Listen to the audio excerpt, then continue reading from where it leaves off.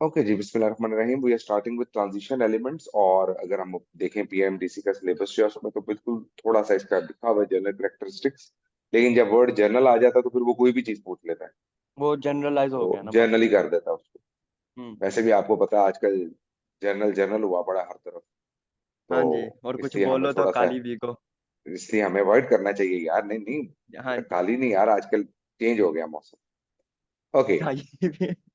लो बच्चे, ये हमारे पास जो डी ब्लॉक एलिमेंट्स है ना, आपको सेंटर में ये ब्लू कलर से नजर आ रहे हैं।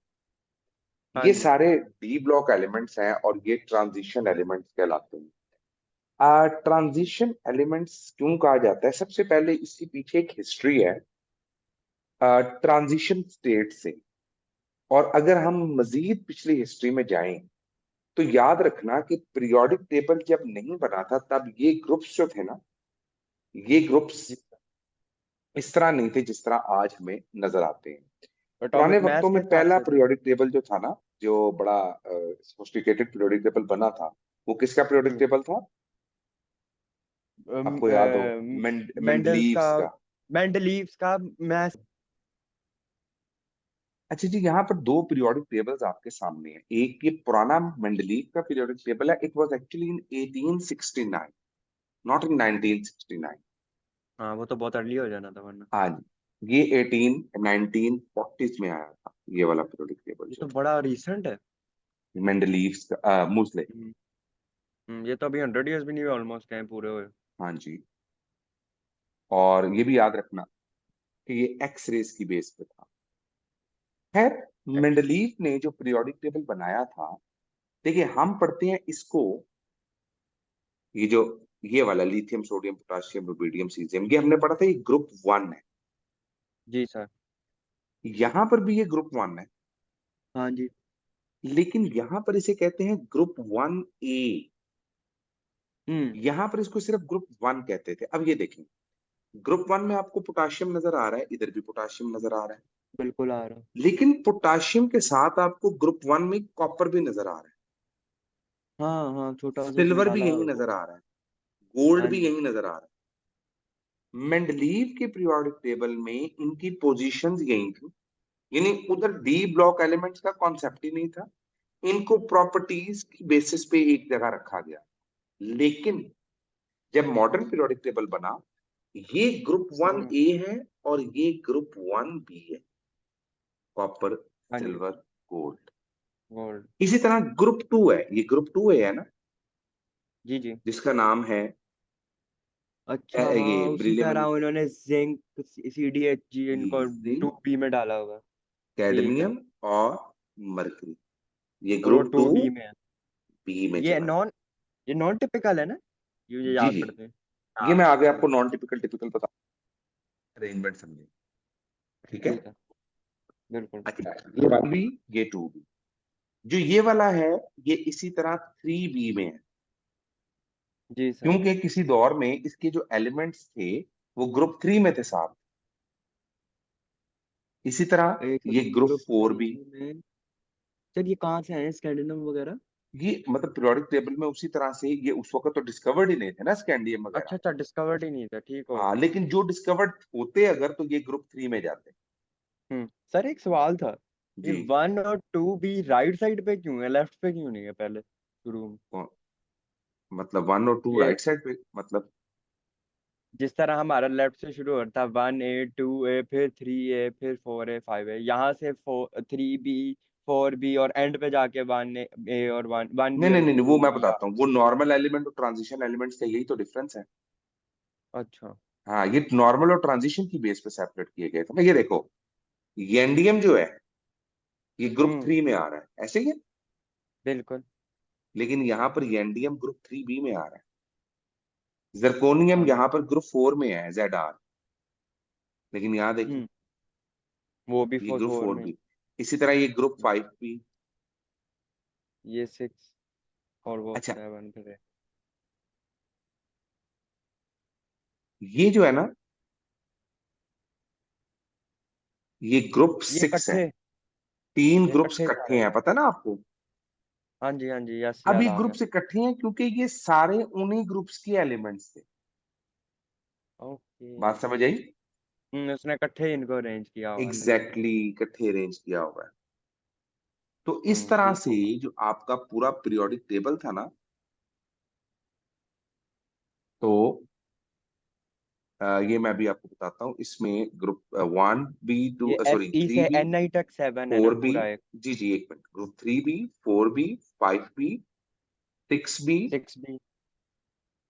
ये वाला 6 भी 7 भी। ठहरे ठहरे, ये वाला ग्रुप 6B है। हाँ जी। और वो 7 भी है। हाँ, ये ग्रुप 8B। ठीक है, फिर नहीं नहीं वन सर, बी आए। 8 बी में 3 नहीं। हाँ जी, 8 बी में 3 नहीं। मुझे याद पड़ता है। मैं जरा एक सेकंड खोल लेता हूँ टेप एक पीरियोडिक टेबल। जस्ट मिनट, हो सकता है मैंने गलत लिख दिया हो। सर हाँ ठीक है 7 बी ठीक है ठीक है ठीक एक है है। ठीक है। 8 you are B right, 3। You are right, my bad my. Hmm. ये 7 है और 8B में 3 है, वो मुझे गलती लगी इसमें। BIIB। हम्म। और ये वाले जो हैं हाँ जी। 8B में, ये ये सारे हैं तीनों। फिर 1B और 2B। ठीक है। ओके। तो ये बिल्कुल। ग्रुप 8 जो है ना, यहाँ देखिए, आयरन कोबाल्ट और निकल, इसका एक ग्रुप था। हाँ जी। ये देखें, 2 3 1 2 3 4 5 6 6 7 7 और वो और 8 इकट्ठे। 8 हाँ था। जी। इसको यहाँ पर फिर उन्होंने पुट किया हुआ। अच्छा, इस तरह उन्होंने उसको ट्रांजिशन में बना जी। के नए में डाला। तो फिर ये 1B और 2B। अब आजकल की जो मॉडर्न टेक्निक्स है ना, या modern way of writing periodic table है, हम्म। उसमें इसको 1 2 3 4 5 6 7 6 7 8 9 8। 10 11 12 13 14 15 16 17 और 18 ऐसे लिख दिया हो। 18 ग्रुप। लेकिन हम जो पुरानी टेक्नोलॉजी पढ़ते हैं उसमें ये 3A 3 4A 4 भी 5 भी। 5A 5 है, सॉरी, 5 है, 6A 6 है, 7 है और 8 है। 7A और 8 है। 8A। अब यहाँ देखो, 8A जो है वो नोबल गैसेज है, लेकिन मेंडलीव के दौर में नोबल गैसेज नहीं थी। बिल्कुल। तो डी ब्लॉक एलिमेंट्स की जो ये तरतीब है ना, 1B 2B 3B 4B 5B 6B 7B पहले की है, 8B, ठीक है। ये आपने याद रखनी है। ये असल में इस पीरियोडिक टेबल से कंपैरिजन में आई थी। ठीक है सर। अच्छा, डी ब्लॉक एलिमेंट्स जो हैं इनकी इलेक्ट्रॉनिक कॉन्फ़िगरेशन। अब इलेक्ट्रॉनिक कॉन्फ़िगरेशन अगर आप इसकी देखें, आपके सामने लिखी हुई है। हम्म। इसमें scandium, titanium, vanadium, chromium, manganese, iron, cobalt, nickel, copper and zinc. पहली रो हम्म। मोस्टली जो स्टूडेंट्स होते हैं उनको याद हो जाती है बार बार करके। यही इनमें से वैसे सवाल आए होते हैं, बाकियों के तो जी, मैंने कभी सवाल देखे ही नहीं। बाकियों में नहीं आते क्योंकि एक ही रो तो आपकी डिस्कस हुई है सारी। हाँ, तो पीरियड मोस्टली 4 उन्हीं में सिर्फ से आता है आएंगे। मेरा, जहाँ तक ख्याल जी, है। हाँ। मैं ये आपको समझाता हूँ। अब जो हमारे पास फर्स्ट रो है, इसके एलिमेंट्स हैं scandium, titanium, titanium, vanadium, vanadium, chromium, chromium, manganese, magnesium, iron, iron, cobalt, cobalt, nickel, nickel, copper copper और एंड जिंक। जिंक। हाँ, ये कैंडियम मुझे का याद एटॉमिक नंबर है 21। 21। ये 22, 22, 23, 24, 25, 23, 24, 25, 25, 26, 26, 27, 27, 28, 38, 29 29 और एंड 30। 30। अब इनकी अगर कॉन्फ़िगरेशन लिखें हम, तो स्कैंडियम हम्म। आता है 1s2, 2s2, 2p6, 3s2, 3p6, 4s2, 3d1। हाँ जी, बिल्कुल अब ठीक। याद रखना है हमने कि ये एस पहले, 4s पहले फिल होता है और 3d बाद में फिल होता बाद में फिल होता है, और डी में है। अगर अच्छा, 3D4 है तो वो एस से जी जी, वो उठा के हम आगे अपने देखते 5 हैं। करके 1 हो जाएगा, मुझे ये भी बेटा, पता है। वो आगे देखते हैं, फिलहाल इसको समझो। यहां तक समझ आ ओके रही? ओके। बिल्कुल ठीक। ये जो सारे हैं, सॉरी, ये वाले, हम्म। इन सारे एलिमेंट्स को, ये जितने हैं, डी ब्लॉक एलिमेंट्स को यहां तक, ना ना, यहां तक आर्गोन, यानी यहां तक की जो इलेक्ट्रॉनिक कॉन्फ़िगरेशन है, आर्गॉन लिखते हैं। वो आर्गोन तक 18 पूरे हो जाते हैं। तो हाँ जी। स्कैंडियम आया 4s2 3d1। हम्म। ठीक है। टाइटेनियम क्या आएगा? आर्गोन तक वैसे ही, 4s2 3d2। इसीलिए स्कैंडियम को कहते हैं D1 सिस्टम, टाइटेनियम को कहते हैं D2 सिस्टम, जिसके डी में 2 इलेक्ट्रॉन है आउटर मोस्ट जी। में। वाइनेडियम के डी में कितने हो जाएंगे? 3। 3। तो यहां देखें 3। क्रोमियम के डी में 4 होने चाहिए थे, नहीं, ऐसे होना 5 चाहिए था, होंगे। 4s2 3d4, लेकिन ऐसा यार नहीं लेकिन हुआ। डी स्टेबल ही नहीं क्यों रहता, ये नहीं हुआ 5 बेटा? होना वही पड़ेगा। मैं बताने लगा हूं ना बच्चे। हाँ ये जी। देखो, ओके ओके। क्रोमियम जो है, सॉरी ये तो +3 आ गया, यहाँ पर उसकी स्टेट्स की कॉन्फ़िगरेशन थी।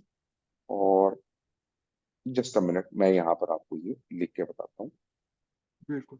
अब क्रोमियम की स्टेट क्या बन रही है? आर्गॉन के साथ 4s2 3d4। लेकिन हम्म होता क्या है, ये 4s2 है और ये 3d4 है।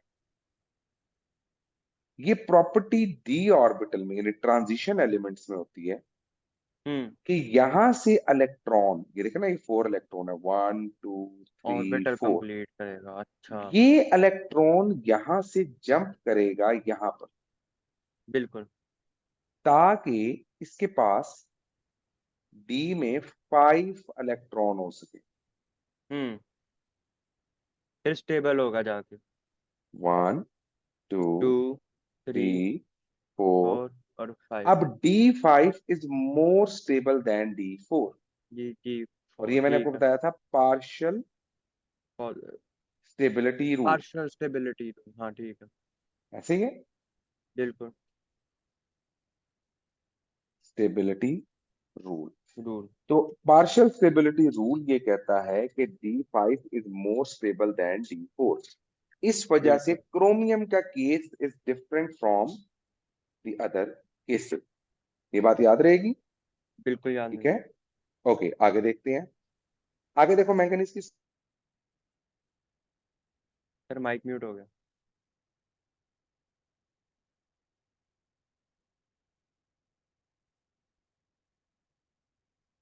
ओके बेटा, अब ओके। यहां देखें 4s2 3d। अब मैंगनीज देखें 4s2 3d5।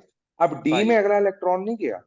ये होता, हम नहीं कहते नहीं, हैं मैंगनीज में 4s1 ही रहता और 3d6 हो जाता, ऐसा नहीं होगा। नहीं हुआ। अब है बल्कि तो वो पूरा पहले करेगा फोर अपना एस के एस्ट्रो। इलेक्ट्रॉन्स कंप्लीट हुए हैं, जी जी। बाद में 3d के इलेक्ट्रॉन्स कंप्लीट हुए हैं। ठीक है, कोबाल्ट हो गया फिर। हाँ। ये बात याद कॉपर में रहेगी फिर हमें। रिपीट हो गया वो चीज, हाँ जी ठीक है सर। Exactly exactly। तो ये वो चीजें हैं जो हमें याद रखनी है। कॉपर और ये क्रोमियम पूछ लेगा कि भाई किसके 4s में 1 में एग्जैक्टली कॉपर और। exactly। तो ये हमने यहां से कर लिया। ठीक होगा। ओके, अब देखिए हमारे पास इसके बाद आ गया 3d6 iron, 3d7, three D cobalt. Eight copper में निकल। आना चाहिए था 4s 4s2 टू और 4d9। 3d। 4s 9। के बाद 3d आता है बेटा, थ्री हाँ डी 4 सॉरी 3d9। नाइन लेकिन ऐसा नहीं हुआ, बल्कि क्या हुआ, 4d10। 4s1। 4s1 और 3d10 होगा। ऐसा क्यों हुआ? सर वो सेम रीजन जो ऊपर को ना ना, क्रोमियम के लिए हाँ हुई है वो जो। ऊपर पार्शियल स्टेबिलिटी रूल था, रीजन सेम नहीं है। अच्छा, यहां पर इसका ये रीजन रीजन डिफरेंट है। है। इस देखिए, वो तो पार्शियली स्टेबल हो रहा था ना, ये तो कंप्लीटली हाँ स्टेबल जी। हो रहा है। तो हाँ ये भी है। डी ब्लॉक कोशिश करता है कि वो अपने आप को कैसे स्टेबल कर ले, अच्छा, कंप्लीटली स्टेबिलिटी स्टेबल कर ले। ठीक है, ठीक है, जी, स्टेबिलिटी रीच करना चाह रहा जी, तो वो स्टेबिलिटी रीच की है ना उसने। है। हाँ जी सर तो ठीक है। इस वजह से हम कहेंगे कि हमारे पास क्या होगा, इलेक्ट्रॉन जंप करेगा कहां पर? 4s1 4s2 से 4d में। ठीक हो गया, वेरी गुड। और लास्ट में देखें, जिंक वो एज इट इज पूरा पूरा हो जाएगा। 4s2 और 3d10।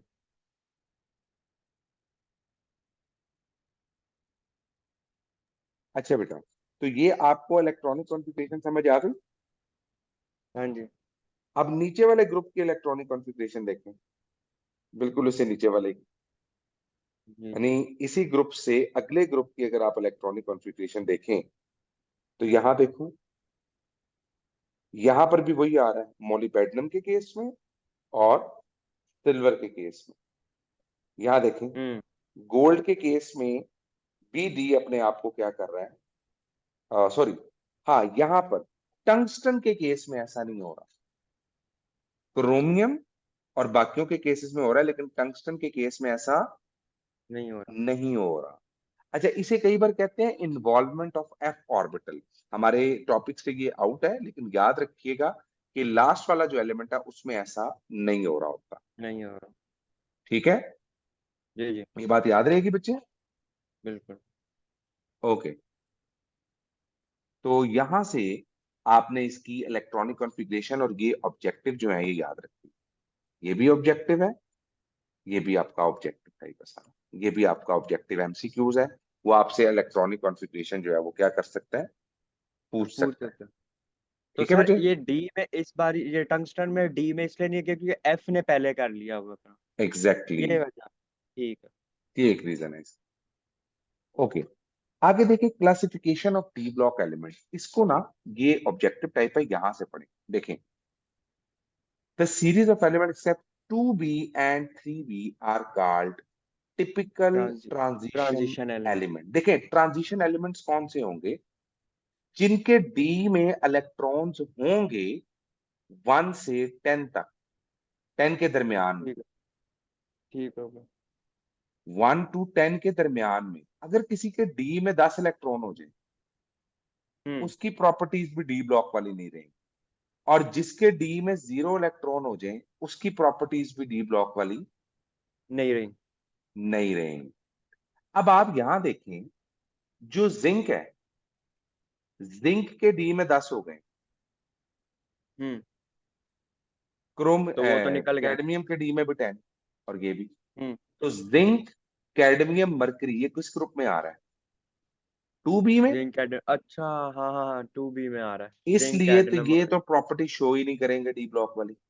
बिल्कुल नहीं करेंगे, नॉन टिपिकल हो गए ना। और ये 3b जो है ये नॉन टिपिकल क्यों है? क्योंकि जैसे ही सर इसके इसमें अंदर वो से, जीरो वाले है ही नहीं डी में, जी वो इसमें वाला ना, हो गया काम। इसमें होता है एक इलेक्ट्रॉन, लेकिन लेकिन वो ओना होने के जैसे बराबर ही ये टेन है। +1 की स्टेट में, समझ लिया करो बेटा, जैसे ये +1 में जाएगा, हाँ जी। इसका इलेक्ट्रॉन रिमूव हो जाएगा, जिसकी ओके। वजह से ये डी ब्लॉक वाली प्रॉपर्टी शो। नहीं करेगा। देखो ठीक वो हो क्या गया। कह रहा है यहाँ पे, रीजन है group 2 zinc cadmium mercury do not have a part split D. ठीक है, हाँ इन देयर जी। Oxygen, they also do not show the properties of transition element to any appreciable extent, complex hmm. formation। इसी तरह group 3b जो है, कैंडियम, गैंडियम और lithium, हम्म। Mostly इनकी स्टेट +2 और +3 होती है। ये ये कभी इसका भी रिमूव न्यूट्रल कर नहीं दिया। होते। तो ठीक जब हो एक गया। चीज न्यूट्रल ही नहीं है, उसकी स्टेट ही +2 है, या उसकी स्टेट ही +3 है, तो उसके अंदर से तो सारे इलेक्ट्रॉन निकल जाएंगे, डी में तो इलेक्ट्रॉन रहेगा ही नहीं, हाँ जी। जिसकी वजह से ये प्रॉपर्टी शो नहीं करेंगे। ठीक है। ठीक है, ये बात याद रहेगी बच्चे। Yes sir. ये इन दोनों ग्रुप्स की बात है जो आपने अच्छे तरीके से याद रखनी है। इसके बाद आते हैं कॉइनेज मेटल। ये ऑब्जेक्टिव एमसीक्यूज में पूछा गया था, व्हाट आर कॉइनेज मेटल? जिनसे कॉइन्स बनते हैं, copper, silver, gold, they are typical transition element. क्योंकि जब कॉपर में से 2 इलेक्ट्रॉन निकलते हैं तो डी में 9 इलेक्ट्रॉन रह जाते हैं, सिल्वर में से 2 इलेक्ट्रॉन निकलते हैं तो उसके डी में 9 इलेक्ट्रॉन रह जाते हैं। तो डी 10 में और डी 0 नहीं होना चाहिए। ना डी 10 में प्रॉपर्टीज होंगी, ना डी 0 में प्रॉपर्टीज होंगी। तो तो वो डी नॉन 10 और डी टिपिकल हो 0 किसमें होता है? इसमें डी 0 होता है, टी किसमें टेन डी 10। और इसमें T10 होता है। ठीक। ये एक चीज आपने याद रख लेनी है नॉन टिपिकल के वाले से। ठीक हो गया। टिपिकल ट्रांजिशन एलिमेंट्स में दो आते हैं, एक होते हैं inner D, inner transition element, एक होते हैं आउटर ट्रांजिशन एलिमेंट। इनको इनर डी भी कहते हैं और दूसरे को आउटर डी भी कहते हैं। अब ये इनर डी का मतलब क्या है? इनर डी का मतलब है जो एफ ब्लॉक एलिमेंट्स होते हैं ना, आपने देखा होगा पीरियोडिक टेबल में, वो यहां एग से लेंथ एंड एक्टेडाइन की बात कर। लेंथेनाइड्स और एक्टेनाइड्स, अच्छा। यहां पर जो एफ ब्लॉक बना होता है, हाँ जी। बिल्कुल। वो जो एफ ब्लॉक के एलिमेंट्स है ना, उनको नाम दिया जाता है इनर डी। इनको इनर डी क्यों कहते हैं? क्योंकि ये डी के अंदर से, यानी यहां से निकले होते हैं, यानी डी के अंदर वाली साइड से, हाँ ठीक है। ये इनर डी है। तो और ये भी ये जितने ट्रांजिशन होते हैं, एलिमेंट्स है। ये भी ट्रांजिशन होते हैं। ठीक हो गया। और ये वाले आउटर डी कहलाते हैं। जो हमें डी ब्लॉक नजर आ रहे हैं ना, वो हम्म। आउटर डी कहलाते हैं। इनर डी एलिमेंट्स में लेंथेनाइड्स एंड एक्टेनाइड्स आते हैं।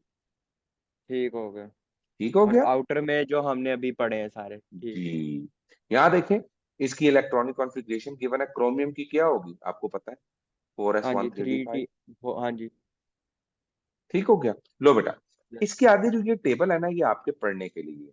स्कैंडियम का यूज, इसकी प्रॉपर्टीज, इसका मेल्टिंग पॉइंट, बॉइलिंग पॉइंट, ये आगे जाके यार आपको समझ भी आएगी, लेकिन यहाँ देखें कि आपके पास इनके यूज कहाँ कहाँ पर हो रहे हैं। ये यूजेस जो हम्म। है ना, ये एक दो बार आपने पढ़ लेने, याद नहीं करने, ओके। लेकिन पढ़ जरूर लेने। भाई स्टेनलेस स्टील में क्या इस्तेमाल हो रहा है, क्रोमियम यूज हो रहा है भाई। अलॉयज में कार्बन स्टील, इन आयरन के साथ क्रोमियम, और इस तरह की कॉपर अलॉयज होते हैं मैंगनीज के साथ। ब्रास ब्रॉन्ज ये चीजें, जी, ठीक है। ये इस तरह की चीजें। Copper high high electrical conductivity रखता है, इसलिए इसको यूज करते हैं वायर्स वगैरह में, कॉपर वायर्स जो होती हैं। ठीक हो गया। ठीक है। इसके बाद आती है ठीक। Binding energies. देखें, बाइंडिंग एनर्जी का मतलब क्या है, जिसके पास जितने ज्यादा स्ट्रेंथ ऑफ मेटेलिक बॉन्ड होगी वो उतनी बाइंडिंग एनर्जी होगी। हम इसके बारे में आगे डिटेल में डिस्कस करेंगे। फिलहाल आप याद रखें कि ये मेलिएबल होते हैं और डक्टाइल होते हैं। मेलेबल होने का मतलब क्या है, सर एक बारी फिर बताएंगे बैंडिंग एनर्जी की क्या बोली मैं आपने अभी अभी? आगे डिटेल बताता हूँ। फिलहाल जरा मेलेबल और डक्टाइल को समझिए, फिर मैं बाइंडिंग एनर्जी चलें की ठीक। डिटेल बताता हूँ आपको। ठीक है। देखिए जो है ना, मेलेबिलिटी, इसका मतलब है किसी चीज को हम हैमरिंग करते जाएं तो मेलेबल वो कर, शीट्स में हाँ कन्वर्ट शेप हो चेंज जाती कर ले, ठीक है। है। हाँ, शेप नहीं, ठीक है। शीट्स में कन्वर्ट करना। किसी ओके। मेटल पीस को हैमरिंग करते हैं तो वो शीट्स में कन्वर्ट हो जाती है, ये होती है ठीक। मेलेबिलिटी। और अगर किसी चीज को आप खींचते जाएं और वो तार वायर्स में कन्वर्ट हो जाए, तारों में कन्वर्ट हो जाए, to make sir sheets and ductility too. मतलब टूट नहीं जाना होगा? बेटा डक्टाइल का मतलब होता है उसकी तार बन जाना, खींचते जाना, टूट जाएगी तो तार कैसे बनेगी। अच्छा ठीक है। आपको पता है गोल्ड का 1 ग्राम अगर आपके जी। पास हो, तो आप इससे कितनी लंबी तार बना सकते हैं, 1.5 किलोमीटर लंबी तार बना सकते हैं, just with 1 gram of gold. 1 ग्राम से?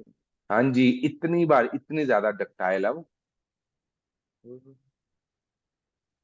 अब जो हमारे पास अनपेयर इलेक्ट्रॉन होते हैं, वो रीजन होते हैं बॉन्ड बाइंडिंग एनर्जीज के। अब जिसके पास जितने ज्यादा अनपेयर इलेक्ट्रॉन्स होंगे उसकी बाइंडिंग एनर्जी उतनी ज्यादा होगी, और जिसके पास जितने कम इलेक्ट्रॉन्स होंगे उसकी बाइंडिंग एनर्जी उतनी। कम होगी। अब आप देखें, ये आपके पास बाइंडिंग एनर्जीज का यहां पर आएगा। मैं बात करूं स्कैंडियम की, ये गौर करें, स्कैंडियम के पास एक है, टाइटेनियम के पास 2 अनपेयर इलेक्ट्रॉन है, वाइनेडियम के पास 3 अनपेयर इलेक्ट्रॉन है, क्रोमियम के पास कितने होंगे बताओ। ठीक है। स्कैंडियम के पास एक, वाइनेडियम के पास 2 अनपेयर, क्रोमियम के पास कितने हैं, जी 3। वाइनेडियम सॉरी 4, वाइनेडियम के पास, क्रोमियम के पास, सर। बता सकते हैं कितने अनपेयर इलेक्ट्रॉन्स हैं। सर अनपेड जरा वो। अनपेयर्ड इलेक्ट्रॉन बताने हैं आपने। मुझे बनाने दें सर, 5 अनपेड है। अब उसके पास 5 अनपेयर है, तो जिसके पास सबसे ज्यादा अनपेयर होंगे उसकी बाइंडिंग एनर्जी सबसे ज्यादा होगी। ज्यादा होगी। इसका मतलब ठीक। जिसकी बाइंडिंग एनर्जी ज्यादा होगी उसका मेल्टिंग पॉइंट, ज्यादा नहीं, उसका बाइंडिंग एनर्जी इसकी ज्यादा, उसका मेल्टिंग एनर्जी जिसकी बाइंडिंग कम एनर्जी नहीं जितनी करनी चाहिए। ज्यादा होगी। नहीं, उसको ज्यादा एनर्जी है तो फिर तो मेल्टिंग पॉइंट ऊपर नहीं होना चाहिए। तो ये ये देखें, टाइटेनियम, वाइनेडियम, क्रोमियम सबसे और ऊपर है ज्यादा मेल्टिंग पॉइंट में। हीट चाहिए होगी। और मैंगनीज एकदम क्यों कम हुआ, क्योंकि इसके अंदर 4s2 हो गए ना। क्रोमियम क्या है, 4s1 हाँ जी। Three four s d one और फाइव 3D5। ये आ हाँ गया जी। 4s1 थ्री, और four three d s two five three d five तो अनपेयर हाँ जी। इलेक्ट्रॉन कम हो गए ना। जी जी सर। इसलिए कहते हैं कि इनकी binding energy number of unpair electrons पर डिपेंड करती है। तो मैंगनीज कम हो जाता है क्योंकि उसके अंदर पेयर अप होना शुरू हो जाते हैं पेयर इलेक्ट्रॉन। ऑफ रहते हैं, ठीक है। ठीक है, अब ये आपका ऑब्जेक्टिव है, ये आपका डायरेक्ट एमसीक्यूज पूछा हुआ था। तो सर एक सेकेंड, तो अब जिस तरह क्रोमियम के अंदर होते हैं हाँ हमारे जी। पास 5 अनपेड, अब मैग्नीशियम में हमारे पास होंगे 4 क्रोमियम के एम्पेयर। पास एस का 1 और डी के 5, 6 एम्पियर इलेक्ट्रॉन आ जाते हैं। 6 आ जाते हैं। एस का भी चलो तो ये तो ठीक। एम्पियर है ना बच्चे। अच्छा हाँ, डी में एस का पांच भी है। एम्पियर है। हाँ ठीक है। बात समझ आ गई। जी जी सर। अच्छा, तो वो कहता है the melting and boiling point transition element increase up to the middle of period and then decrease due to in bonding वो। Binding energy increase in the number of unpair electron. Hmm.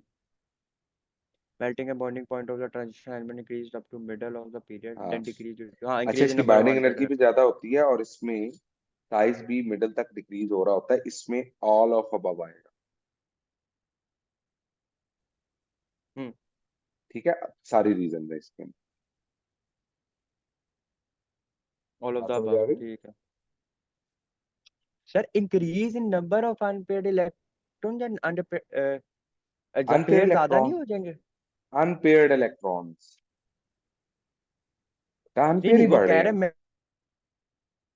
Melting क्या कह आपने। रहा हूँ। Melting point आपने कहा था कि ज्यादा हो जाएगा जब अनपेयर्ड ज्यादा होंगे हमारे पास। जी तो सर वो जिस तरह इंक्रीज होगा नंबर तो पेयर ज्यादा नहीं बन जाएंगे? बेटा, क्रोमियम तक तो वो इंक्रीज कर रहे हैं ना अनपेयर। हाँ। वो क्रोमियम वो उससे कह रहे हैं कब आगे तक इंक्रीज करते हैं, तो एमसीक्यूज पढ़े ना। Melting and boiling melting point of and boiling point transition of में transition up increase to up to middle of the the middle. Period then decrease. अच्छा अच्छा, क्रीज वो पिछली वाली वजह पूछा, फिर ठीक है, फिर जी, ठीक है। ये वाला ठीक है ठीक। ठीक हो गया। ठीक हो इसके गया। बाद इनका रेडियस देखें।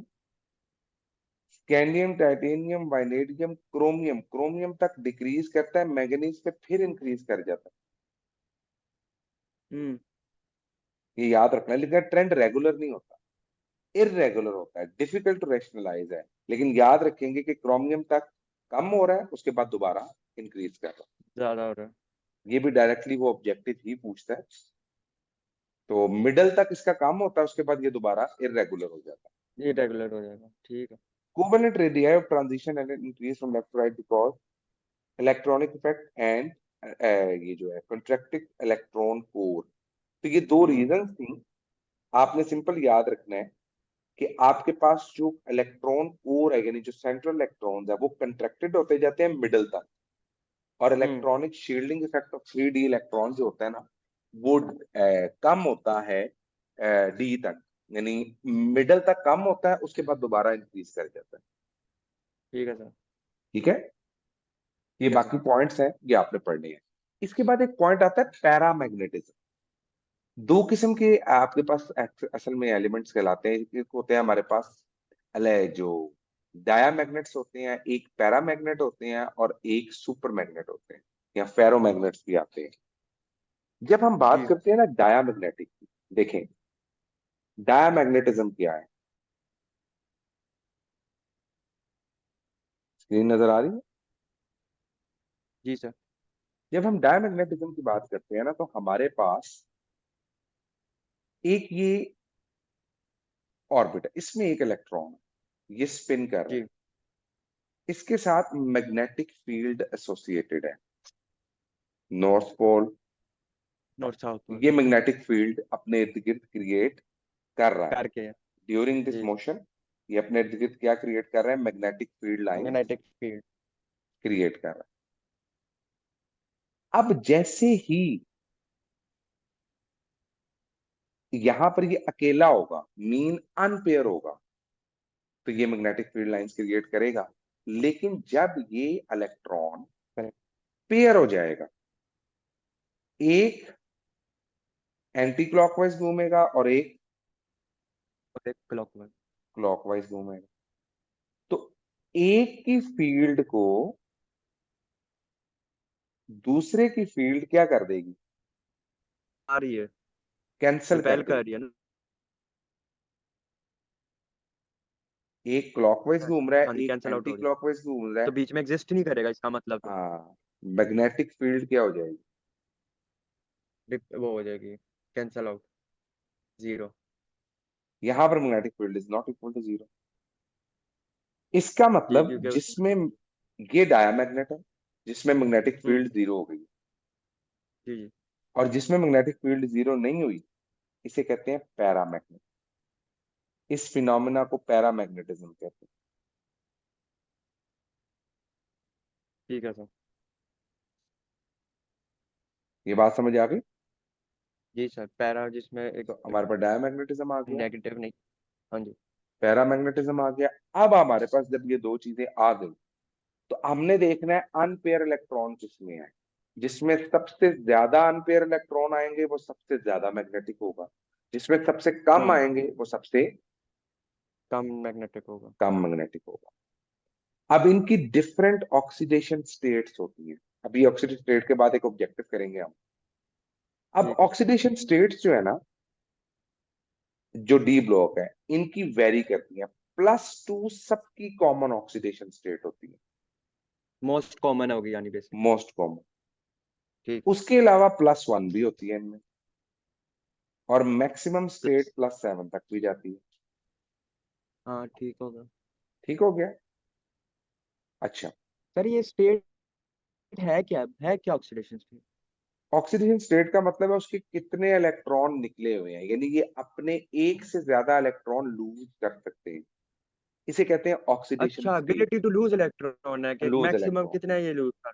हाँ। ठीक है। अब ये देखें, अगर आपसे क्वेश्चन पूछा जाए, अब ये बड़ा इंटरेस्टिंग क्वेश्चन है, और इसको जरा हम प्रॉपरली एड्रेस कर लेते हैं। आपसे कहा जाए,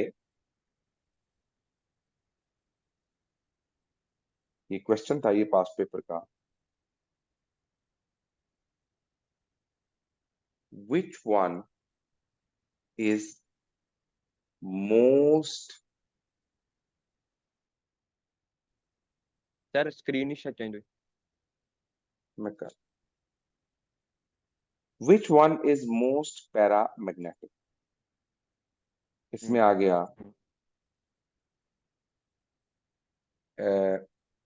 SCCl2, सॉरी SCCl3। बी आ गया आपके ठीक है। पास FeCl2, सी आ गया FeCl3, और डी आ गया NiCl2। ठीक हो गया?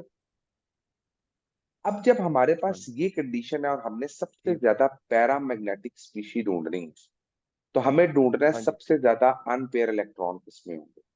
हाँ जी, सबसे ये तो पहले सर हम देखते जानकारी हैं है। स्कैंडियम की कॉन्फ़िगरेशन क्या है। स्कैंडियम की कॉन्फ़िगरेशन है argon four S argon two और वो उसके साथ 3d1। 1। यही है। बिल्कुल अब यही है। इस ऑप्शन में एस एक सी सी अनपेड है। एल थ्री लिखा हुआ है। Cl3 का मतलब है अच्छा, क्लोरीन। -1 × 3 = -3।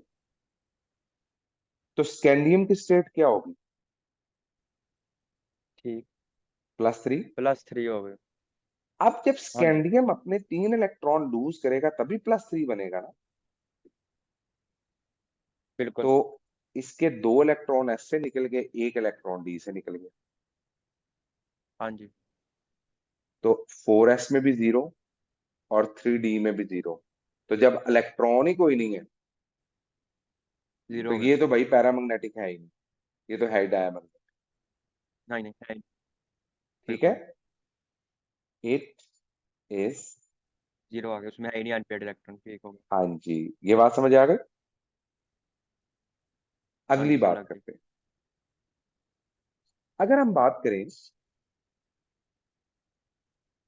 FeCl2 की, तो आयरन की स्टेट ठीक है। यहाँ पर क्या इसके ऊपर बनेगी? यानी ये है फिर Cl -2 स्टेट हो -1 × 2 जाएगी। = -2। तो यहाँ आयरन है हाँ, +2।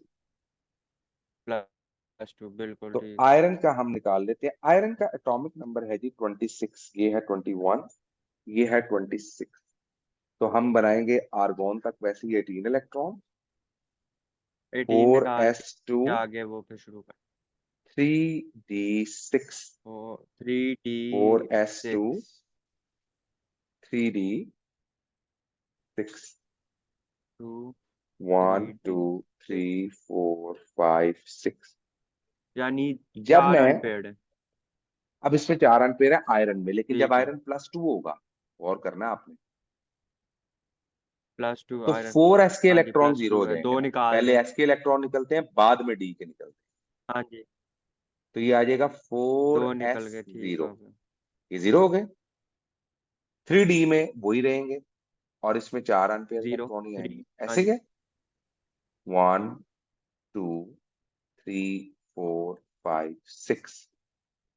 अब अगर मैं बात करूं FeCl3 की, तो यहां पर ये +3 है और ये -3 है। ठीक, 4 ठीक अनपेड। है। हाँ जी, बिल्कुल। अब जरा इसको समझते हैं। जब आयरन +3 में जाएगा, तो अब s वाले इलेक्ट्रॉन तो निकल गए हैं, तो अगला इलेक्ट्रॉन कहां से निकलेगा। हम्म, अब निकलेगा डी में से, वो जो जब ऑपोजिट वाला d है। में से निकलेगा, तो तो ये वाला 5 पेयर्ड अनपेड हो जाएंगे। इलेक्ट्रॉन निकल जाएगा। कितने हो हाँ, गए। पेड़ निकल जाएगा, 5 अनपेड हो गए। अब इसका मैग्नेटिक करेक्टर बढ़ गया, क्योंकि इसके 5 एम्पियर बढ़ इलेक्ट्रॉन गया। हो गए हैं। हाँ जी। अच्छा, एक हमने कहा, अब निकल को देख लेते हैं। निकल का एटॉमिक नंबर है जी -2। 28। हाँ जी। निकल आएगा 4s2, आर्गोन तक 18 कंप्लीट है, 4s2 hmm. 3d8। 3D7। Four S 8, sorry. To 3d8, 3d8 कैसे बनेंगे, दो पेड़ है। 1 2 3 4 5 6 5 7 एंड 6 और 8। 7। ठीक है। अब जब -2 निकल, ऑक्सीडेशन स्टेट है। -2 कैसे होगी बेटा, क्लोरीन सॉरी, की -1 और 2। -2 वो और +2 होगी, +2 ऑक्सीडेशन तो स्टेट। +2 जब हाँ जाएगी, जी। तो ये वाले तो दो इलेक्ट्रॉन निकल निकले। जाएंगे।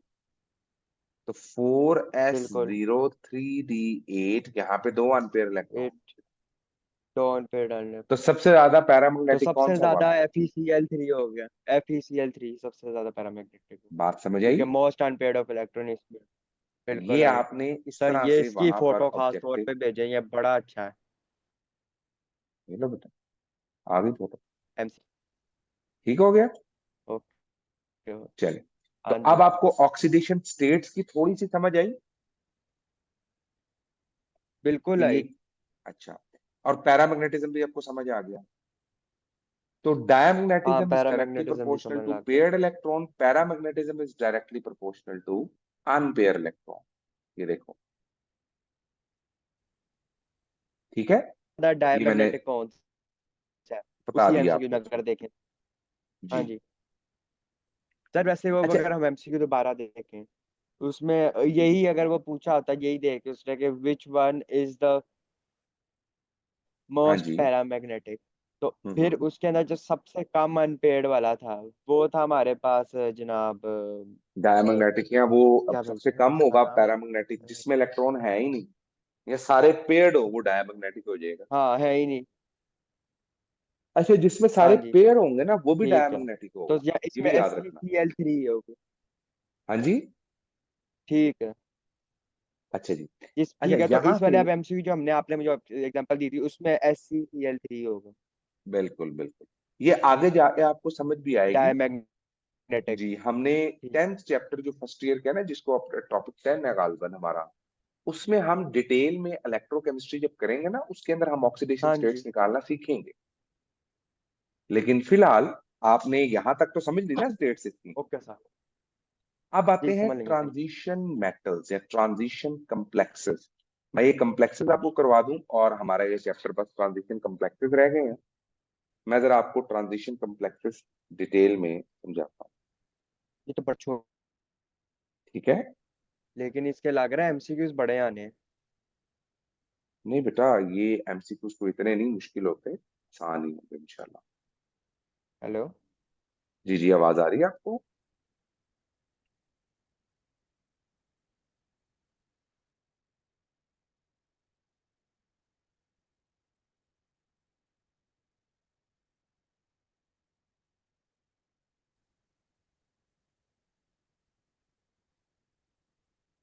जी बच्चे, आवाज आ रही है आपको। हाँ जी, आप भाई आवाज। ओके, सो ट्रांजिशन मेटल कम्प्लेक्सेस जो है ये काफी इंटरेस्टिंग टॉपिक है।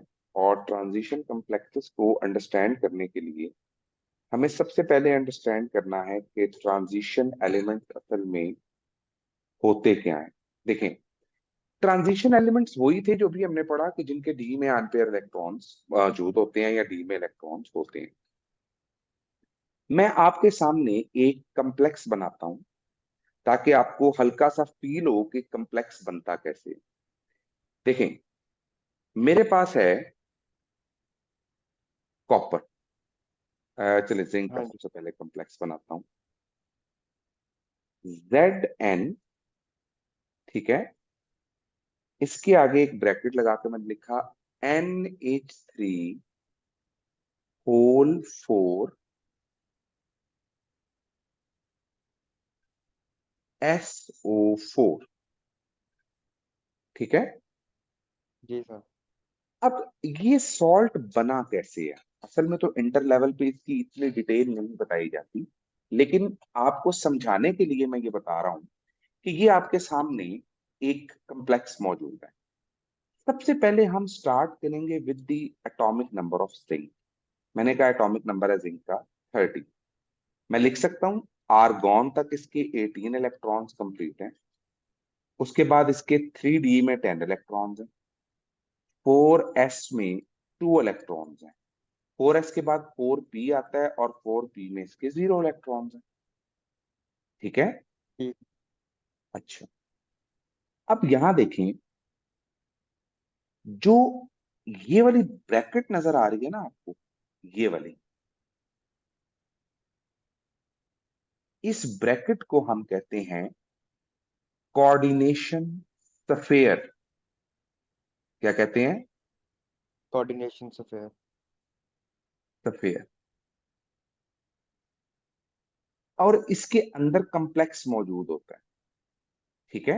ये जो अंदर वाला आपको हाँ जी। ZnNH3 होल 4 लिखा हुआ नजर आ रहा है, ये क्या है? ये पूरा का कम्प्लेक्स। पूरा कॉम्प्लेक्स। ठीक। सल्फेट आयन पे कौन सा चार्ज होता है? नेगेटिव। -2। हाँ। तो इस पूरे कम्प्लेक्स पे कौन सा चार्ज होना चाहिए? पूरे पे पॉजिटिव टू होना चाहिए। तभी न्यूट्रल होगा ना।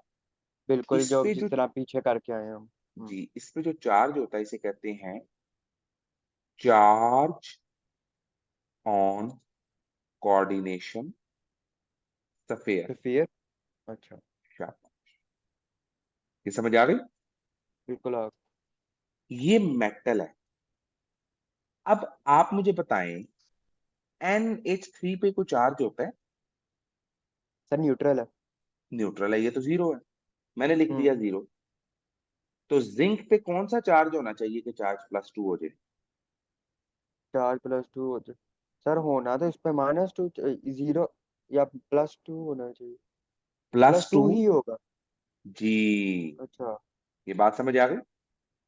नहीं सर, एक बार क्यों क्यों +2 ही होनी चाहिए? ऑपोजिट नहीं होनी चाहिए बाहर लाने के लिए? बेटा, बाहर लाने के लिए -2 होगा। -2 हाँ जी। + 0 = +2 होता है। नहीं नहीं, ठीक है ठीक है। ठीक है। सही सही। अभी आगे मैं ओके करवाऊंगा, ओके। चार्ज निकालना बताऊंगा, फिलहाल इसको ध्यान में रखें, ठीक है। हाँ समझ गया, ठीक है, +2 होगा। अब ये हो गया +2। अब हमारे पास क्या आ गया? ये +2। अब प्लस हम्म। टू का मतलब है कि जिंक ने 2 इलेक्ट्रॉन लूज कर देने हैं। कर जिंक देगा, जब ठीक। 2 इलेक्ट्रॉन लूज कर देगा, ऐसे ये आ ऑर्बिटल गया खाली हो जाए। Argon 3D10। 3D10, 4s0 और 4p0 four as it is. S zero 4s में कोई हम्म। इलेक्ट्रॉन नहीं है, और 4p के अंदर भी कोई इलेक्ट्रॉन नहीं, तो ये भी ये भी जीरो जीरो। होगा। बिल्कुल। कमरों में किसी के ना रहने का मतलब ये तो नहीं है ना कि कमरे खाली हो गए। नहीं नहीं, कमरे तो हैं अभी भी। बंदे गए कमरे हैं तो अभी। हैं, खत्म तो नहीं हो गए। ऑप, खाली हाँ होने का ऑप्शन है मतलब खत्म जाने की। होना नहीं है। है। इसका मतलब रूम्स अवेलेबल है। अब जब हम्म। ये अमोनिया इसके पास आएगा, जिंक है। NH3, कितने रूम खाली नजर आ रहे हैं? 4 रूम। 4 रूम्स या 4 ऑर्बिटल खाली। हर अमोनिया के पास एक अच्छा, लॉन पेयर होता है। वो इधर लगा लेगा रूम में और यू कनेक्ट हो जाएगा। ये ठीक हो इसके गया। साथ यहाँ कनेक्ट हो गया, ये इसके साथ यहाँ कनेक्ट हो यहाँ पे गया, कनेक्ट हो गया, ये और ये इसके वहां साथ पर यहाँ कनेक्ट हो गया, और ये इसके साथ। यहाँ पे कनेक्ट हो गया। ये जो कनेक्ट हो रहे हैं अमोनिया, इसे कहा जाता है लीगेंड। लिगेंड सही होगा। क्या नाम देते हैं इसको? लिगेंड। लीगेंड्स। ये बात समझ आई? हाँ जी। ये है लीगेंड्स आपके पास। अगर ये अपना एक लॉन पेयर डोनेट कर रहे हैं तो ये हाँ जी लीगेंड है। सर। अगर कोई ऐसा कंपाउंड होता जैसे NH2 बॉन्ड NH2 हाइड्राजीन होता, तो ये हाँ जी। एक कंपाउंड दो लोन पेयर डोनेट करता। जी सर। इसे कहते हैं चीलेट। दो को चीलेट कहेंगे। ना ना ना, एक से ज्यादा कोई भी करे, दो तीन चार पांच, वो क्या होता है? अच्छा ठीक। चिलेट्स आर द बाइडेंटेट और पॉलीडेंटेट लिगेंड। या सिंपल लफ्जों में याद रखिए, जो अपना एक लॉन पेयर डोनेट करेगा वो वो लिगेंड होगा है, लिगेंड। जो एक से और जो ज्यादा उससे लॉन पेयर ज्यादा डोनेट करेगा करेगा वो है चिलेट। चीलेट। ठीक है। बात समझ आ गई? बिल्कुल। अब आपके पास मुख्तलिफ लिगेंड्स हैं, हम इसकी भी डिटेल आगे पढ़ेंगे, लेकिन फिलहाल आपको कम्प्लेक्स की समझ आई। आ अब गई। कम्प्लेक्स का स्ट्रक्चर होता है, ये है S और ये है P3। ये हम्म। लॉन पेयर डोनर हैं। जो लॉन पेयर डोनर होते हैं उनको कहते हैं लीवस बेसिस। ओके। और जो लॉन पेयर एक्सेप्टर होते हैं उसे कहते हैं वो लीवस यूएस एसिड एसिड। होगा। हाँ ठीक है। शाबाश। ये जो आपके पास सॉल्ट बन रहा है, ये कम्प्लेक्स सॉल्ट बन रहा है between Lewis bases and Lewis acid. Base. Acid sorry. इसमें एक S और P के तीन पार्ट मिल रहे हैं। इसकी हाँ जी। हिब्रिडाइजेशन होगी sp4। sp3। sp3 P के तीन मतलब है ना? टेट्राइड्रल। हाँ। हाँ जी। तो जिंक के इर्द गिर्द चार अमोनिया टेट्राहेड्रल फॉर्म में अटैच हो जाए। ठीक होगा। ये है कम्प्लेक्स सॉल्ट असल में। ZnCl वो जो भी समझ गया, ठीक हो गया, जेड sp3 एच एन और H three whole four. NH3। ठीक है। हम्म। इसके ये है कोऑर्डिनेशन स्फीयर जिसके अंदर इसको हमने रखा होगा। ओके। इसके साथ ये +2 है क्योंकि सेंट्रल मेटल पे चार्ज +2 आ रहा है, और सल्फेट ओके। पे -2। S-2। बात समझ आई? यस सर आ गए। काम लालो लाल हो गया था, मैंने जरा चेंज किया। यहां तक समझ आ गई हमें? हम्म। तो आपको, अच्छा यहां पर बताइए कितने अमोनिया इसके साथ अटैच हो रहे हैं? चार अटैच हो रहे हैं ना? बिल्कुल चार हो रहे हैं। जितने लोन पेयर अटैच होते हैं, लोन पेयर, हाँ जी। Number of lone lone pair pairs attach. Attached, इसे क्या कहते हैं? इसे नाम देते हैं दोस्त coordinator number. Coordination number. Number ठीक है। Coordination number. नंबर। इसका कोऑर्डिनेशन नंबर क्या है? 4। 4। अगर पांच NH4। होते तो क्या होता? NH5 पांच। अगर 5 छह होता, होते तो हाँ क्या होता? 6। 6। ठीक है। आपको बेसिक समझ आई कि सॉल्ट कैसे बनता है?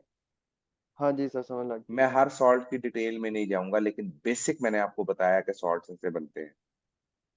ठीक है। जी सर। आपको सेंट्रल मेटल आयन की समझ आ गई, जो सेंटर में मेटल होता है? जी ये सर। वाला जो सेंट्रल मेटल है इसे क्या कहेंगे हम? इसको सेंट्रल, सेंट्रल इसको हम कहते हैं सेंट्रल। Metal ion. हम्म। ये मेटल ही होगा ये 100%। मेटल ही होगा ना, डी ब्लॉक एलिमेंट्स कर रहे हैं ना? ठीक है, हाँ ठीक है। अच्छा। इसका coordination number, central metal ion, charge and central हो गया। कोऑर्डिनेशन स्फीयर, सारा कुछ समझ आ गया? लिगेंड हो गया। हाँ जी, कोऑर्डिनेट सब कुछ। आपको अब एक आ गया एमसीक्यूज। अब ये एमसीक्यूज है डायरेक्टली।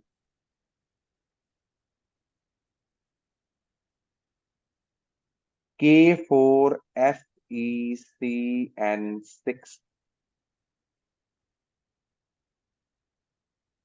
हमने क्या बताना है? हमने बताना है मिसाल के तौर पे, वो ये क्वेश्चन दे के हमें कहता है, और ये क्वेश्चन किसी ना किसी तरह से पूछते हैं वो, इसका कोऑर्डिनेशन नंबर क्या है? कोऑर्डिनेशन नंबर इसका है 6। 6। Very good. इसमें चार्ज ऑन कोऑर्डिनेशन स्फीयर क्या है? चार्ज ऑन कोऑर्डिनेशन से फिर कोऑर्डिनेशन स्फीयर। स्फीयर। चार्ज के पोटेंशियम इसका सर पोटेशियम जो है ये इसका जो पोटाशियम +1 क्या होता है। +1 में वही कहने लगा था, जब हम +1 है तो इसको पानी में -1 का होगा डालेंगे तो कितने पोटाशियम निकलेंगे? 4। 4K+1। हम्म। इसका मतलब इसका टोटल चार्ज क्या हो गया? +4 हो गया, ओके तो +4 क्यों हो गया? क्योंकि एक पोटाशियम का +1 है तो 4 पोटाशियम का। +4 ठीक। तो इसका चार्ज क्या आएगा फिर टोटल? -4 मैं ना क्या -1 कहने लगा था, फिर मैं कहा नहीं यार -1 नहीं होगा। बात समझ फिर आ गई? मैंने हाँ आप समझ लगी, ये -4 ही होगा। -4 हो जाएगा। अच्छा चलें, अगर ये समझ आ गया तो इससे ऑनवर्ड देखते हैं। अब बड़ी इंटरेस्टिंग चीजें हैं। Charge on central metal ion क्या है, जहां पे आपको कंफ्यूजन होती है कि central matter central ion. Metal पे चार्ज क्या होगा। हाँ जी ये तो देखो, अब हम -4 है तो -4 बनाना है इसको। देखो, ये चलो। है चार्ज ऑन -2। सेंट्रल मेटल, नहीं, हमने लिखा CN FeCN6 6 और टोटल पे चार्ज है -4। -4 बिल्कुल। सबसे पहले हमें देखना है कि ये CN न्यूट्रल है या CN पे कोई चार्ज है। बेटा HCN आपने देखा होगा, जब इसको पानी में डालते हैं तो ये बनता है H positive H and positive और CN CN negative. Negative, cyanide ion. हम्म। CN के ऊपर -1 चार्ज होता है, हमेशा याद रखना है CN पे। -1 चार्ज। तो आयरन का मुझे नहीं पता, मैंने लिख लिया X प्लस CN का चार्ज क्या होता है -1, और कितने CN है 6, -1 × 6 इज तो इक्वल्स टू, -6 टोटल चार्ज कितना आ रहा है? -6 -4 4 या, अच्छा हाँ। तो 4 x वो भी तो है। -6 is equals to -4, x is equals to, हाँ +6 और -4 तो हो गया +2 तो ठीक। आपके पास सेंट्रल मेटल के ऊपर क्या चार्ज आ गया? +2 आपको वो ऑब्जेक्टिव में पूछेगा मिसाल के तौर पे, वो कहता है CO NH3 NH3। OL2 हम्म। Cl OL2 दो हेलो जी। SO4। वो कहता है बताइए जी ठीक। इसके ऊपर चार्ज क्या बनेगा सेंट्रल मेटल पे। पहले तो बाहर तो -4 है तो और इसका तो छोड़ बच्चे दो। बाहर -4 कैसे है? यही तो आपने एस। बेवकूफी नहीं करनी। सुने मेरी बात, ये जरा तवज्जो से सुननी है आपने। सबसे पहले बताएं सल्फेट पे क्या चार्ज होता है? 1 बेटा, -1 से ओ बेटा -2 होता है सल्फेट पे। मान ओ, सल्फेट पे हमेशा -2 है। ठीक है। फॉस्फेट हो तो उस पे -3 है। क्लोराइड ब्रोमाइड हो उन पे -1 है। ठीक है। नाइट्रेट या नाइट्राइट हो उस पे -1 है। ऑक्सालेट हो C2O4 इस पे -2 है। एसीटेट हो इस पे -1 है, ये याद रखना है हमने। ठीक है ठीक है, C2O4 ये -1। सारे याद रहने चाहिए। अब सल्फेट पे कितना आ रहा है? सल्फेट में -2। अगर इस टोटल पे -2 आ रहा है सल्फेट पे, तो कोऑर्डिनेशन सफेयर पे कितना आना चाहिए? इस पे आएगा हमारे पास 2 और उधर तो तो +2। बेटा अंदर नहीं देखना, टोटल देखना है। ये -2 है तो ये टोटल क्या होना चाहिए? कौन सा कोऑर्डिनेट्स पे हाँ, +2। +2 होना चाहिए। अब चार्ज ऑन कोऑर्डिनेशन सफेयर निकल आया। हम्म। अब निकालते हैं चार्ज कोबाल्ट पे। कोबाल्ट का चार्ज कितना है मुझे नहीं पता, मैंने एक्स लिख लिया एक्स प्लस। लिख ली। अमोनिया पे क्या चार्ज होता है? वो न्यूट्रल है तो इस पे 0 0 होना है। 0 × 2 बाय 2 2 प्लस। 0 हो गया। क्लोरीन पे हाँ चार्ज क्या होता है? -1 -1। कितने क्लोरीन है? 2 2। इज इक्वल -2 टू हो गया। टोटल चार्ज कितना बनेगा? माइनस +2 सॉरी कोऑर्डिनेट्स पे को +2। देखेंगे +2 हाँ एक्स जी। -2 इज इक्वल टू +2, एक्स की वैल्यू क्या +2 आएगी? 0। x -2 इज इक्वल टू +2 यार। तो अच्छा x सॉरी इज सॉरी, उस इक्वल तरफ लेके जाना है। हाँ मैं प्लस उधर से टू, कर दी। 2 + 2 plus is two equal plus two two four. 4। Four. तो यहाँ पे क्या चार्ज आएगा इस पे? +4। देख आ मेरी गया। बिरयानी पक्की हो गई है दोस्त। हम्म। मुझे लग रहा है मेरी बिरयानी पक्की हो रही है, ठीक हो गया। क्योंकि हमने शर्त लगाई है कि चलो अगर ये समझ आ गया तो आज की बिरयानी है। चलें, डन है सर। इसको निकालें हम। K3FeCN6। FN। इसमें ठीक है। आयरन की स्टेट निकालें जरा जल्दी से। ले लें एक दो आयरन मिनट। की +1 होता है। आपने +5 निकाला है? हाँ जी सर।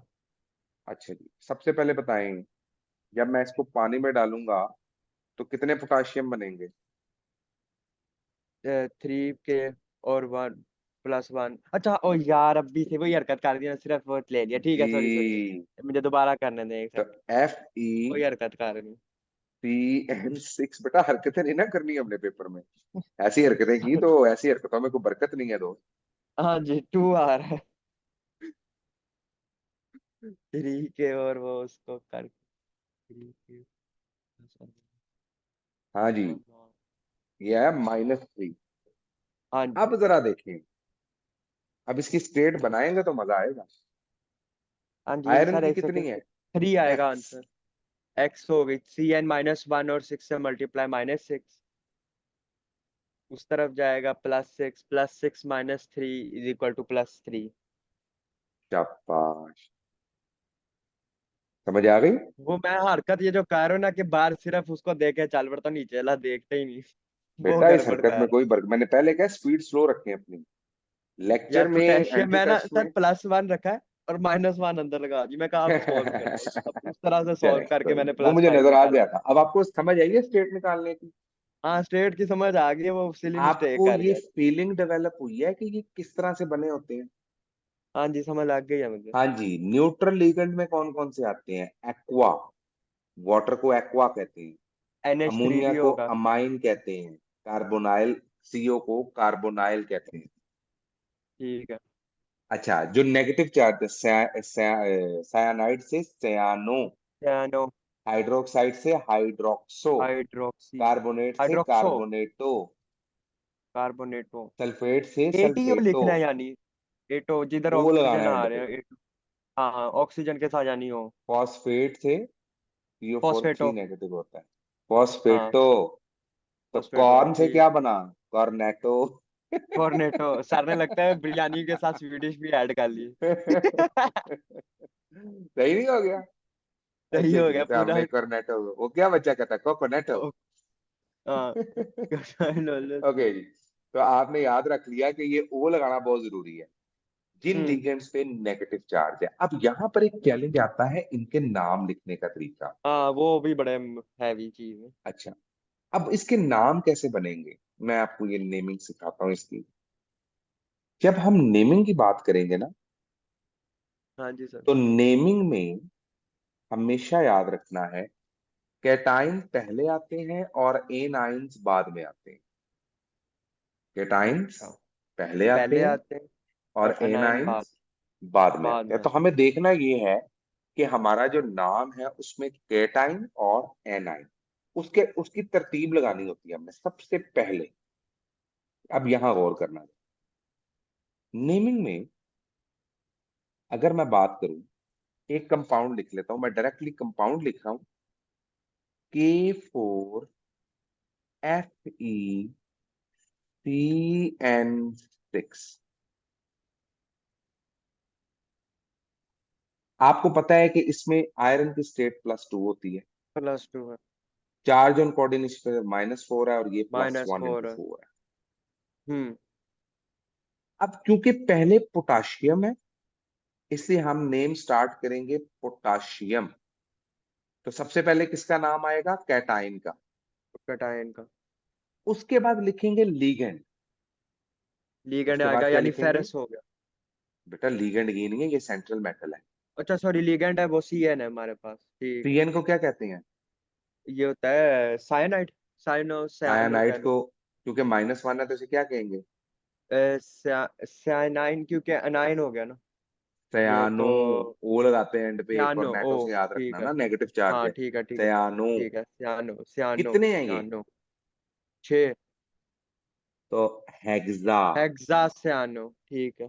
पोटाशियम हेक्सासियानो। सियानो, ठीक है। अब देखें, और इस फेरेट पूरे हो जाएगा कोऑर्डिनेशन, सुनो सुनो सुनो बेटा, इस पूरे कोऑर्डिनेशन स्फीयर पे कितना चार्ज है? -4। अगर कोऑर्डिनेशन स्फीयर पे माइनस चार्ज हो, माइनस या negative. Negative on the whole tier coordination sphere. Sphere, सुने, ठीक।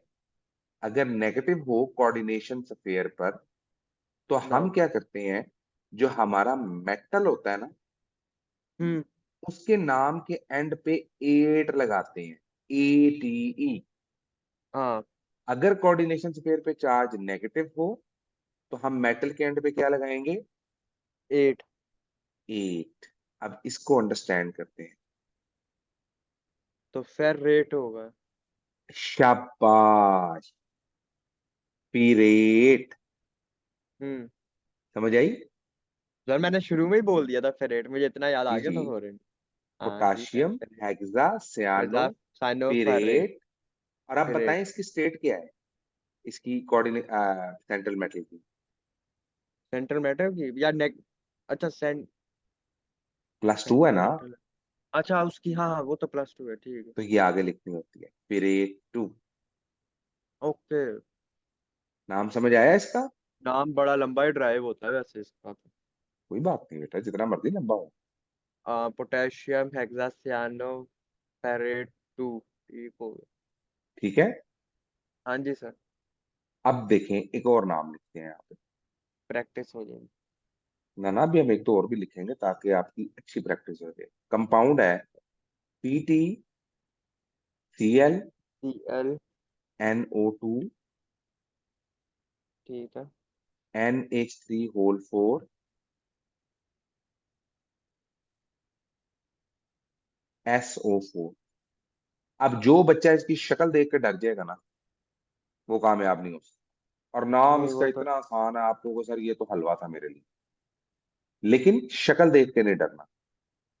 जी सर। सबसे पहले बताएं, आपने सॉल्ट में सल्फेट पे क्या चार्ज होगा? सल्फेट के ऊपर हमारे पास होगा प्लस वो 2। बेटा सल्फेट पे क्या सॉरी, चार्ज -2 था? -2 -2 बच्चे -2 बच्चे बच्चे, मिस नहीं करना ना ऐसी चीजों को, -2 -2। -2। अगर मैं उधर सल्फेट में +2 बोल -2 रहा है, हूँ। तो इस पे क्या होगा? +2। +2। पहली बात समझ आ जी गई? बिल्कुल। अब बताएं, इस प्लाटिनम की स्टेट निकालें। अच्छा जी, एक्स प्लेटिनम की X लगा दें। -1 प्लस, लिख दें उसका। क्लोरीन की क्या आई? -1। ओके, NO2 की क्या आई? -2। -1 होता है बेटा NO2 की स्टेट। -1 और उसको ये अंडर याद रखना। मल्टीप्लाई, अच्छा ओवरऑल है वो, बाहर नहीं है 2, ठीक है ठीक है। NO2। मैं ठीक है, 2 बाहर लेके बैठा हुआ था, नहीं हाँ नहीं, ठीक। बाहर नहीं। और ओके ओके, NH3 की? -1। NH3 की न्यूट्रल 0 है। 0 × 4 हाँ जी। इज इक्वल्स टू, टोटल कितनी आ गई? +2। +2 आ गया हमारे पास। तो X-2 is equals to plus zero two 2 +2 +4 X क्या होगी है? स्टेट यानी। शाबाश, यहां तक बात समझ आई? Yes sir. अब आपके पास स्टेट बन गई प्लस +4। 4। अब नाम देंगे। अब हम्म। कैटाइन कोऑर्डिनेशन स्फेयर वाला है, तो हम्म। एनाइन एंड पे आएगा। ओके। ठीक है, ये पोटाशियम वाला पार्ट तो नहीं है, तो हम कहां से स्टार्ट करेंगे? लिगेंड से। लिगेंड से जी। अब इसका नाम क्या है? क्लोरीन -1 है ना, तो हम इसे क्या टेट पढ़ते हैं? टेट्रामाइन, अमाइनो ये करके है शुरू करेंगे न्यूट्रल क्लोरो, से। सुन लो ना बेटे, क्लोरो। ये हाँ क्लोरो। हाँ क्लोरो। NO2 क्या बनेगा? ये होगा नाइट्रो। NO2 नेगेटिव, नाइट्रो, नहीं NO2। शाबाश। हाँ। Nitro oxide. और NH3 क्या होगा? और ये NH3 होगा अमाइनो कह लें। अमाइन, अमाइनो नहीं। अमाइन क्योंकि अमाइन अमाइन अमाइन। तो तब होगा ना, अमाइनो तब होगा जब इसके नेगेटिव चार्ज होगा। हाँ ठीक है। तो अमाइन। कितने हैं, शुरू करें, नाम दें आप। अच्छा जी, टेट्रा अमाइन। आपने पहले टेट्रामाइन। इसका क्लोरीन का नाम क्यों नहीं लिखा, नाइट्रो क्यों नहीं लिखा? सर न्यूट्रल से नहीं शुरू करेंगे। नहीं। न्यूट्रल से नहीं करेंगे। फिर तो फिर होगा ये क्लोरो अल्फाबेटिकली नाइट्रो। स्टार्ट करते हैं, नाम आपने ठीक स्टार्ट किया है। अच्छा, नाम ठीक स्टार्ट अल्फाबेटिक में किया। ए पहले आ रहा है ना। हाँ जी। क्या बनेगा? Tetra tetra. अमाइनो। शाबाश। अब बेटा, फिर amino. Amine amine tetra amine. Tetramine. Chloro chloro. Nitro. Nitro. Platinum कहेंगे या फिर इसका प्लेटिनेट। प्लाटिनेट क्यों कहेंगे? कोऑर्डिनेशन से पेयर पे नेगेटिव प्लेट चार्ज है। नहीं, पॉजिटिव है तो प्लेटिनम होगा सिर्फ। प्लाटिनम। हम्म। उसके आगे। हाँ ठीक है। प्लेटिनम। और उसके आगे ये एसओ। अब SO4 का लिखेंगे हम। अब क्या इसका नाम प्लाटिनम की आएगा। स्टेट नहीं लिखनी? अच्छा, वो सर एंड पे नहीं लिखनी जिस तरह पिछले में बेटा लिखी वो थी। तो इसके प्लाटिनम के साथ लिखनी है ना, यहाँ पे तो एंड पे आ रहा था इसलिए लिखी थी। अच्छा, फिर +4 आ जाएगी। वन प्लाटिनम फोर 4, इसको इस रोमन प्लेटिनम इस तरह 4। लिखते हैं रोमन वर्ड्स में। हाँ जी, रोमन नंबर में। Platinum platinum 4। 4। और और लास्ट में क्या आ जाएगा? सल्फर ऑक्साइड वाला जो है, सल्फर। सल्फेट। SO4 है सल्फेट। सल्फेट। फेट। हम्म। तो ये और इसका दो नाम था बन गया। सल्फाइड। मुश्किल था। नहीं, ये अब समझ लग गया है। टेट्रामाइन क्लोरो नाइट्रो प्लेटिनम 4 सल्फेट। अच्छा जी, अब एक और है लिगेंड, उसका भी नाम लिखते हैं। वो भी आपको मजा आएगा इंशाल्लाह। और ये आ गया जी हमारे पास CO। सॉरी।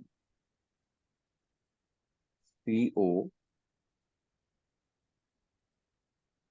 NO2 NH3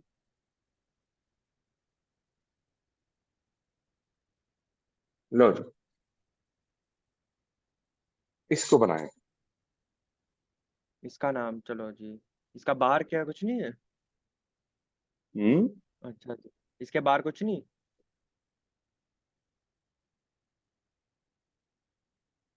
अच्छा, इसका अब अगर हम नाम लें हम। अमाइन हो गया। कोबाल्ट। और ये है नाइट्रो। ठीक है। Try try amine. पहले पहले पहले इस कोऑर्डिनेशन से पेयर का चार्ज निकालो बेटा, सबसे पहला काम ये अच्छा। करते हैं। हाँ हाँ। चार्ज निकालते हैं। क्या चार्ज है? 0 अमाइन होगा तो अमाइन 0 हो गया। बेटा और इसके इर्द गिर्द इसका। कुछ भी नहीं है ना, ना पहले है ना बाद में है, तो टोटल जीरो ही होगा ना। हाँ, वो 0 ही है। अच्छा, अब निकालो कोबाल्ट की स्टेट।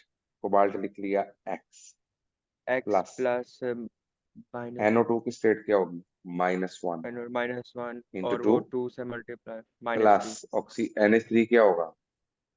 0 0 तो 0। और into equal 3 two. Is equal to 0। X क्या प्लस आएगा? x-2 is equal to 0। X is equal to 2। तो 2 इसका बोल्ट की स्टेट।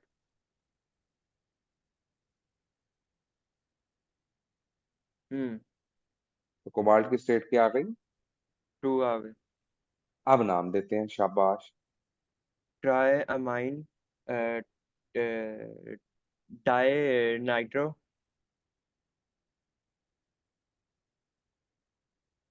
और क्योंकि न्यूट्रल है तो फिर कोबाल्ट लिख देंगे। कोबाल्ट या फिर कोबाल्ट जो भी। और उसके साथ 2 उस रोमन नंबर में स्टेट उसकी आ जाएगी। +2। हाँ, 2। ठीक हो गया। हाँ जी। बस ये नाम आपको आ गया। ठीक होगा। इसमें आते हैं कलर ऑफ कॉम्प्लेक्सेस। ये भी जरा ये ज़हन में रखें। Colour of D block element. Okay. तो डी ब्लॉक एलिमेंट्स कलर कैसे शो करते हैं? वो मेटल पे तो नहीं डिपेंड करता। मैं बताता हूँ बेटा, असल में डिपेंड करता है कितने अनपेयर इलेक्ट्रॉन जो हैं वो उसके पास मौजूद है। अच्छा जैसे अगर मैं कहूं डी में 0 इलेक्ट्रॉन है तो कोई कलर शो नहीं करेगा। जी, नो कलर बिल्कुल। अगर डी में 10 इलेक्ट्रॉन है तब भी कोई कलर शो नहीं करेगा। क्यों? कलर बनते कैसे हैं? डी ऑर्बिट के कितने पार्ट होते हैं? 5 पार्ट होते हैं। हाँ जी। D x y, d y z, d x z, d x square Y square and d g square. जी।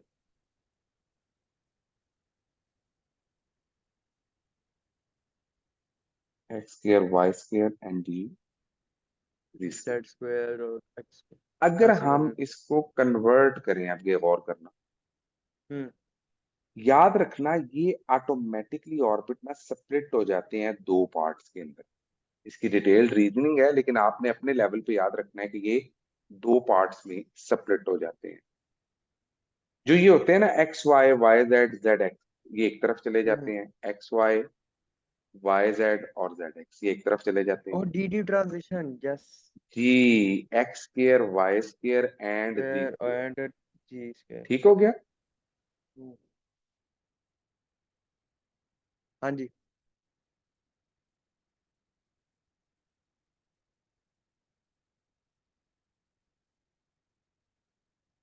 अब ये देखो जरा, अगर डी में 0 इलेक्ट्रॉन्स आ रहे हैं,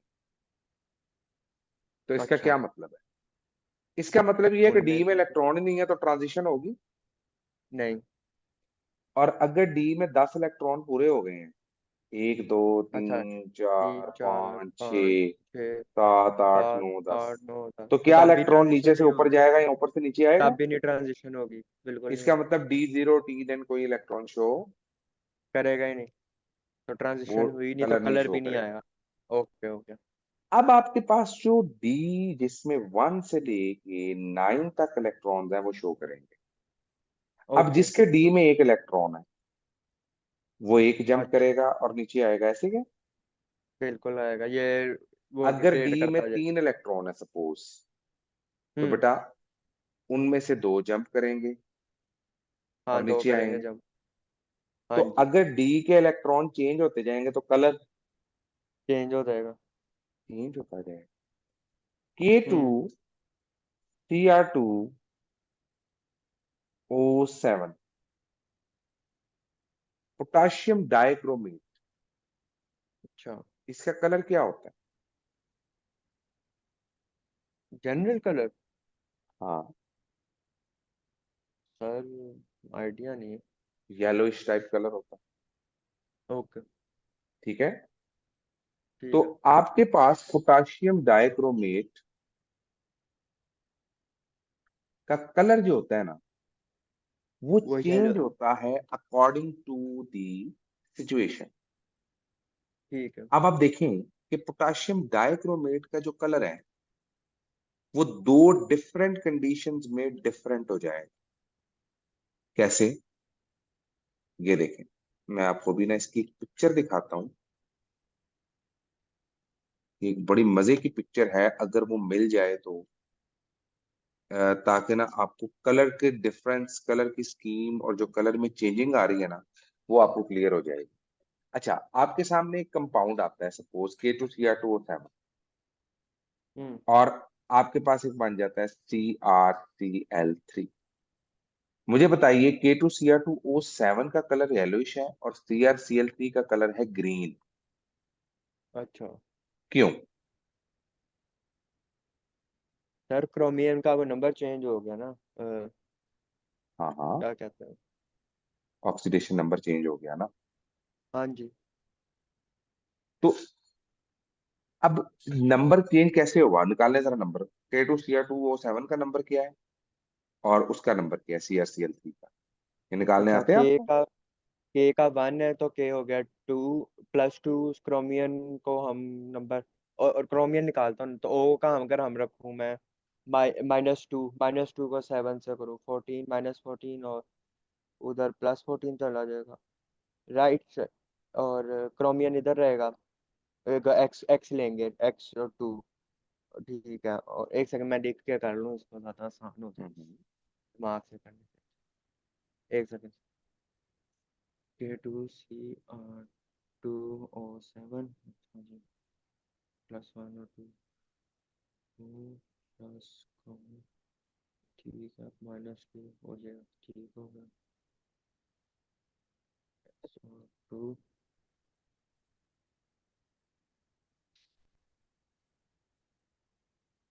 अरे चलिए, ये वैसे हम करेंगे भी करंट चैप्टर में, लेकिन 2 into +1 सर 6 है, प्लस 6 है इसके। 7 है बेटा। +7। टू एक इंटू फिर मैंने, एक्स हाँ जी, प्लस 7 into -2 हाँ जी, = 0, क्योंकि ऑक्सीजन में -2 होता है ना। तो हाँ टू जी, ठीक है, प्लस 2x - 14 = 0। हाँ जी। ओह सॉरी सॉरी सॉरी, तो सर 6 ही मुझे हुई लग है, रहा है आप ठीक निकाल रहे हैं, मैं गलत। +6 ही है। जी, x = मैंने +6 एग्जैक्ट आया। यही करके निकाली है, +6। ठीक हो ठीक है, गया। 2 + 2x - 14, हाँ ठीक है, +6। वो मैग्नीज की +7 आती है मेरे देन में बहुत, और ये +3 आ गई। हाँ तो जी, आप देख रहे ठीक हैं है, जब हाँ स्टेट जी, चेंज हुई। अब देखो हम्म, K2CrO2O7 यहाँ स्टेट किया +6, बिल्कुल, और K2CrO4 में स्टेट किया होगी +4 हुई थी। +3। सर चले, वैसे ये है कि मुझे निकाली सही है मैंने, वो मैं पूछ हाँ रहा हूँ हाँ, क्या निकली। ठीक हो गया। तो कलर बिल्कुल, देख रहे हो चेंज होता हुआ। तो बिल्कुल डी चेंज हो रहा है। ब्लॉक एलिमेंट्स के कलर जो हैं वो चेंज होते हैं अकॉर्डिंग टू देयर ऑक्सीडेशन ठीक, स्टेट। ओके। तो अब ये कलर्स किस तरह पता चलेंगे अगर उसने पूछ बेटा लिया, ये ये कोई कॉमन टेबल कॉमन वगैरह कलर ही याद करना पूछता है पड़ेगा? वो, आपसे ऐसे कलर नहीं पूछेगा। जैसे कॉपर का कलर क्या होता है? कॉपर का ब्लू। कॉपर का ब्लू होता है। अब ये कॉमन है ना, तो वो हाँ जी, आपसे इस तरह का क्वेश्चन पूछ लेगा। ठीक है, इसका एक कॉमन टेबल आपके रैंडम सामने रखता पूछेगा। हूँ। ये अगर आपको याद क्या रहेगा, बस आपने इसको जेन में रखना है। इंशाल्लाह वो ये आपको कलर्स का, बहुत हेल्प करेगा। ठीक है, डी का, ये देखें, इसे हम मैजिकल कलर टेबल भी कहते होते हैं। देखें जी, हम्म, टाइटेनियम, स्कैंडियम नॉन टिपिकल है, आपको याद है। स्कैंडियम तो शो ही नहीं ना हाँ करेगा। जी, नहीं, अब आगे हम स्कैंडियम के बाद टाइटेनियम पे। स्कैंडियन जिंक दोनों ही नॉन हो गए ना, कलरलेस हाँ, कंपाउंड, क्योंकि जिंक में कंप्लीट हो गया डी, जी। और स्कैंडियन है ही तो नॉन अब ये क्या है? कंप्लीट। टाइटेनियम 3+। टाइटेनियम +3, वाइनेडियम ठीक। के कलर कितने आ रहे हैं? 2 में एक पर्पल होगा, 3 में ग्रीन होगा, 3 में 4 में ग्रीन ब्लू होगा, होगा, 5 4 में में ठीक होगा, येलो हो ठीक जाएगा। है, 5 येलो हो जाएगा। क्रोमियम 3 कलर है, +3 में क्या होगा? 3 में ग्रीन। ग्रीन है, +2 में 6 ब्लू। में ऑरेंज है, +6 में और हाँ ऑरेंज है, मैंगनीज 2 कलर है, पिंक एंड ये लाइट पिंक। आयरन ठीक के है, 2 कलर हैं, +2 +2, +3। या लाइट ग्रीन है, ये तो लाइट हाँ ग्रीन जी, कहूंगा, इसको टर्कोइज कहूंगा। टर्किश कह लें, लाइट ग्रीन कह लें। टर्क लाइट ग्रीन चलें, वैसे कहते हैं। चलें, ठीक है। Cobalt 2+, cobalt, orange like colour है, ठीक है, orange, reddish orange red like. नहीं, रेड है, रेड, रेड है सर, रेड रेड, हाँ। निकल का हाँ, ग्रीन, कॉपर ग्रीन, का ब्लू।